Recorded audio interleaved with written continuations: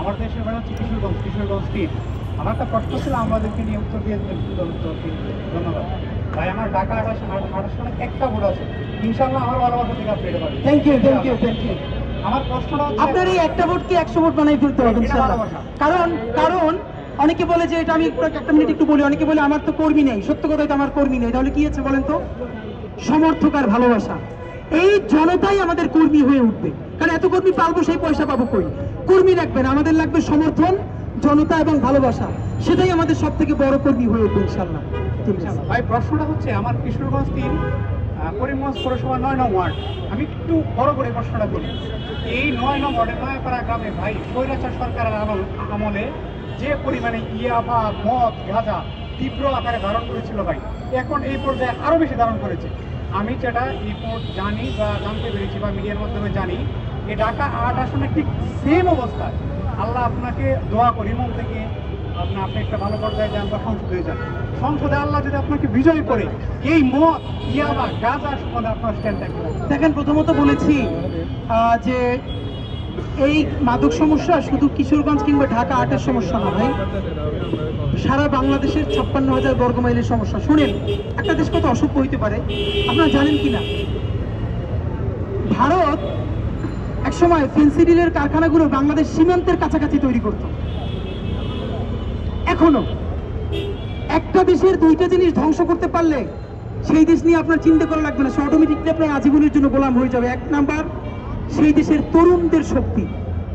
আপনি মাদক দিয়ে বিরোধ করে রাখবেন, সে কোনোদিন আপনার বিরুদ্ধে লড়াই করবে না। লড়াই করতে চাইবে, আবার মাদক ধরাই দিবেন, সে আপনার পক্ষে থাকবে। আর হইল শিক্ষা ব্যবস্থা।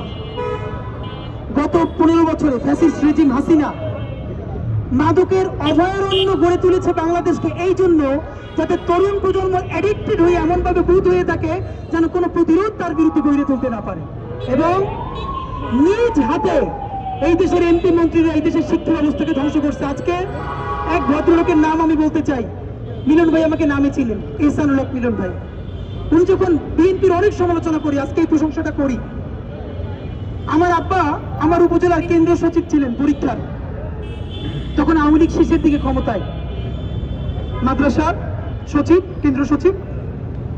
তো অঘোষিতভাবে এমন ছিল যে নকল করতেই দেওয়া লাগবে, মানে শিক্ষকদের কাজ হইল ম্যাজিস্ট্রেট আসলে সকল সবাই বলা যায় ম্যাজিস্ট্রেট আসলে লুকাই ফেলো, ম্যাজিস্ট্রেট চলে যাবে, তারা নকল করবে। তো তখন এইরকম গাইড বই সবাই কিনে আনতো, গাইড বই কিনে আনতো, নতুন বই আগের রাতে কিন্তু পরীক্ষার হলে দেখে দেখে। তো এরপর এক বস্তা বই হতো। আমি বলি, এইটা যারা 96, 97, 2000 দিকে যারা পরীক্ষা দিচ্ছেন বা আত্মীয় স্বজন আছে, বাংলাদেশের প্রত্যেকটা পরীক্ষার কেন্দ্রে এইটা ঘুরছে। এখন পরীক্ষা শেষ হওয়ার পর এই মোটা মোটা নতুন গাইড, এগুলো যদি পরীক্ষার কেন্দ্রের আশেপাশে কোথাও ফেলায় তাহলে ইচ্ছা চায় না, নকল হয় তাই এটা দেখানো যায়। আপনার মাদ্রাসার দপ্তরিরা প্রতিদিন এক বস্তা বই নকল আমাদের বাসায় দিয়ে যেত সন্ধ্যার পর লুকিয়ে রাখার জন্য। আমি আর আমার মায়ের একটা ব্যবসা ছিল, এগুলোর মধ্যে নতুন বই পুরান বই আলাদা করতাম দোতলায় সব। এরপরে এইগুলো বই ওই যে সামনের দোকানে বিক্রি করে দিতাম, মায়ের আমি ভাগ ভাগ করে অর্ধেক টাকা নিতাম। কি দারুণ ব্যবসা! ওই যে একদম নতুন বই, নকলের অভয়ারণ্য বলতেছে, মানে এর বিরুদ্ধে আপনি কিছু করতে পারবেন না। বিএনপি সরকার ক্ষমতায় আসলো, বিএনপি সরকার যদি একটা ভালো কাজ 2001 থেকে 6 করছে, সেই প্রশংসাটা তারা নিজেরাও সামনে আনতে পারে না, আমরা আনবো কেমনি? এখন সমালোচনা করলে বলে আমরা বিএনপির বিরুদ্ধে। বিএনপির পক্ষে যে কটা বলছি দায়িত্ব নিয়ে বলি, বেগম জিয়ার ব্যাপারে, শহীদ জিয়ার ব্যাপারে বিএনপির নৈতিক অবস্থানের পক্ষে যেই কথা আমরা বলছি এখন পর্যন্ত বিএনপির কোন স্থায়ী কমিটির সদস্য তা বলতে পারে না। এখন সঠিক কথা বললে বলবে বিএনপি বিরোধী। ডক্টর উসমান ফারুক সাহেবকে টেকনোক্রেট কোথায় শিক্ষামন্ত্রী বানানো হলো, এহসানুল হক মিলন সাহেবকে শিক্ষা প্রতিমন্ত্রী বানানো হলো। ভদ্রলোক এমন একটা কাজ শুরু করলেন, হেলিকপ্টার নিয়ে প্রতিদিন বিভিন্ন পরীক্ষার কেন্দ্রে হানা দেন। এই দেখা যায় বরিশাল, এই তারপরে রংপুর, কাউকে সাথে না নিয়ে কেন্দ্রের সামনে দিয়ে লাফ দিয়ে পড়ে গিয়ে গ্রেপ্তার করে।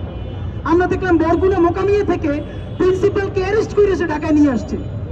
আমার জীবনের খুব একটা গল্প মনে আছে, পলিটিক্সটা ছোটবেলা থেকে আমার মধ্যে ছিল, এটা অনেক কথা বলেছি।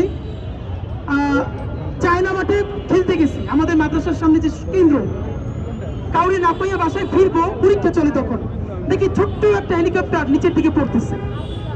আমার হঠাৎ মনে হলো কিরে এহসানুল হক মিলন, উনি তো বিভিন্ন জায়গায় যায়, এইটা নাকি?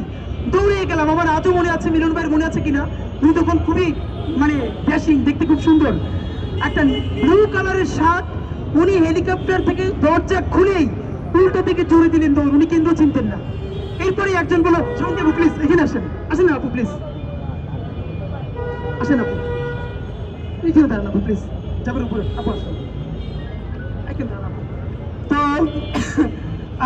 আপু আসেন, আমার সাথে আসেন প্লিজ, আসেন।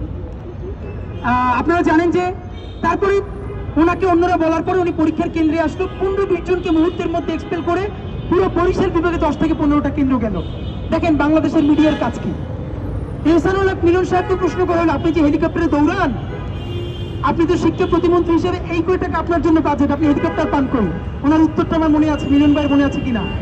মিলন ভাই বলল, আমি আমেরিকায় ছিলাম এবং আমার পুরো পরিবার আমেরিকায় থাকে, আমার বরাদ্দের বাইরে দেশের উন্নয়নের জন্য আমার ভাই বোন আমেরিকা থেকে আমাকে টাকা দেয়।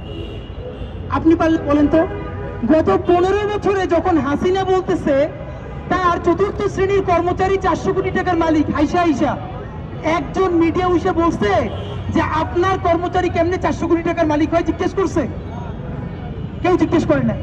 প্রফেসর ইউনূসের বিরুদ্ধে দারুণ সমালোচনা করে, এটা জারি থাকুক, কিন্তু এরা কি কোনোদিন হাসিনার সংবাদ সম্মেলনে মানে এত তেল নিয়ে চাইতো? এটা সংবাদ সম্মেলন না তৈলাক্ত সম্মেলন, বুঝাও যাইতো না। এই হলো মিডিয়ার অবস্থা। তা আমি এই কথাটা কেন বললাম, বিএনপি যখন ক্ষমতা থেকে যায় দেখেন তখন আমরা ছোট, আমার মনে আছে আমি 2007 সালে এসএসসি দেই।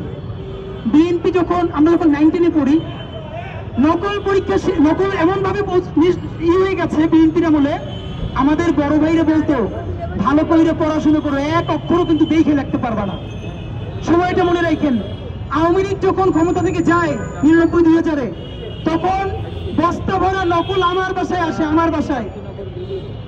আর 2006-এ যখন বিএনপি ক্ষমতা থেকে যায়, আমাদেরকে বলা হতো যে একটা অক্ষরও কিন্তু দেখে রাখতে পারবে না, পড়াশোনা করো। এর মানে এই ভদ্রলোকেরা এই জায়গাটা অন্তত উন্নয়ন করতে পারছিলেন। দেখেন হাসিনা এসে আবার কি করছে, বাংলাদেশের শিক্ষা ব্যবস্থার গিনিপিগ বানাইয়া 10টা মেথোডোলজি মানে অ্যাপ্লাই কইরা কোনো কিছু করে নাই, পড়াশোনাটাকে ধ্বংস করছে। এবং নকল এমন ভাবে শুরু করছে যে কেন্দ্রে শিক্ষকদের একমাত্র কাজ হইল নকল সাপ্লাই দেয়া, এবং যখন ম্যাজিস্ট্রেট আসবে তার আগে বইলা তাদের বই কেসগুলো নিয়ে তাদের কাছে রাখা, আবার তার ঠিক মতো ফেরত দেয়া। তো আমার বোন এইটা তার ব্যক্তিত্বে খুবই লাগে বিধায় সে গত 3 বছর ধরে পরীক্ষায় বলে আসছে সচিবকে যে আমি এটা পারি না, প্লিজ আমার আর পরীক্ষা হলে কাট দিয়েন না। তা আপনি কয়জন এটা পাবেন? এটা তো সম্ভব না, আপনার তো চাকরি থাকবে না। তো এখন আমাদের যেটা লড়াই, এখন আওয়ামী লীগ এটা কেন পারছে আপনি পারলে বলেন তো? শেখ হাসিনা তার তো নিজের দেশে কিছুই নেই, নিজের সন্তান সবই তো বিদেশে, সবই বিদেশ। আওয়ামী লীগের কোন মন্ত্রী কোন এমপি তার বাচ্চা কাচ্চারা বাংলাদেশে পড়ে বলেন তো? সুতরাং বাংলাদেশের শিক্ষা ব্যবস্থা ধ্বংস করলে তার কোনো সমস্যা নাই। আমরা আপনাদের মাধ্যমে জানাতে চাই, বিএনপি জামাত ইসলামী সকলের ইশতেহারে দাবি জানাতে চাই, আপনারা পারলে বলেন আমাদের প্রত্যেক এমপি প্রার্থীর বাচ্চা কাচ্চা বাংলাদেশের স্কুল কলেজ ইউনিভার্সিটিতে পড়বে, বিদেশে পড়তে যাবে না। এইটা যদি করতে পারেন আপনারা মিডিয়ার বন্ধুরা, বাংলাদেশের শিক্ষা ব্যবস্থা নিয়ে আপনারা চিন্তা করা লাগবে না, এমনিতেই শিক্ষা ব্যবস্থা ভালো হয়ে যাবে। কারণ নিজের বাচ্চারা তো সে দুনিয়া ওয়ার্ল্ড ক্লাস এডুকেশনটা দিবে। আপনি বলেন বিএনপি জামাত ইসলামী এনসিপি সবাই বলুক যে আমাদের এমপিরা নিজেরা কোনোদিন দেশের বাইরে সিঙ্গাপুর থাইল্যান্ডে চিকিৎসা গ্রহণ করতে যাবে না। এইটা যদি হইতে পারে তাহলে বাংলাদেশের চিকিৎসা ব্যবস্থা এমনিতেই ভালো হয়ে যাবে। কিন্তু দেখবেন আমরা আপনাদের মাধ্যমে চ্যালেঞ্জ দিলাম, আমি বললাম মানে যাওয়ার তো পয়সাও নাই, আর পয়সা মানে যে জ্বর আসলো সিঙ্গাপুর যাব, ইনশাল্লাহ আল্লাহ মানে এমপি বানাইলে আমি অসুখ বিসুখ যাই হয় বাংলাদেশেই ডাক্তার দেখাবো, বিদেশে যাব না। এই ক্ষেত্রে আমি একজন মানুষকে ধন্যবাদ জানাতে চাই যে আমাদের আমি ডাক্তার শফিক সাহেব, উনি একটা নজির স্থাপন করেছেন। উনি ওনার যে অপারেশনটা হলো সম্ভবত বাইপাস, ওনাকে বিদেশ নিয়ে যাওয়ার চেষ্টা করা হচ্ছে অনেক, কিন্তু উনি বলেছেন যে না আমি দেশের বাইরে চিকিৎসা করাবো না। এইটারে যদি উনি অনেস্টলি সেলও করতে চান, আমি তো বলতে চাই এবার আমরা সবাই আসেন কম্পিট করি এটার সাথে। জামাতের আমির চাই নাই, এবার বিএনপির চেয়ারপারসনও যাবে না, এনসিপির প্রধানও যাবে না, ওসমান আদিও বলুক সেও যাবে না। আমরা তো এই প্রতিদ্বন্দ্বিতাটা চাই, তাই না? তাহলে আপনাদেরকে বলি যে বাংলাদেশের এমপি মন্ত্রীরা তাদের বাচ্চাদেরকে যদি বিদেশে না পড়ায় শুধু বাংলাদেশে পড়ায়, এই বাধ্য আমরা করতে পারি। চিকিৎসা যদি বিদেশে না নিয়ে নিজেরা দেশে চিকিৎসা নেয়, বাংলাদেশের শিক্ষা ব্যবস্থা চিকিৎসা ব্যবস্থা কেমনি ভালো করা লাগবে এই নিয়ে আপনার চিন্তা করে লাভ নাই। রাত্রিরে বাসায় গিয়ে খাইয়ে ঘুম দেন, এমনিতেই দেখবেন সব ভালো হয়ে গেছে। Thank you. একটু বলি, আমরা একটু 10 মিনিট আসরের ব্রেক নিব। পাশে একটা বোর্ড আছে, আপনারা আমাদের ব্যাপারে যে কোনো পরামর্শ অভিযোগ যা লিখতে চান এখানে লিখে দিতে পারবেন। আমরা একটু আসরের নামাজ পড়ে আসতেছি, এরপর আপনারা আরো প্রশ্ন করতে পারবেন ইনশাআল্লাহ। ভাই আসরের ওয়াক্ত তো যাচ্ছে, আমরা একটু নামাজ পড়ে নিই ভাই। আমি তো আসছি, নামাজটা ওয়াক্ত শেষ। নামাজ চলবে।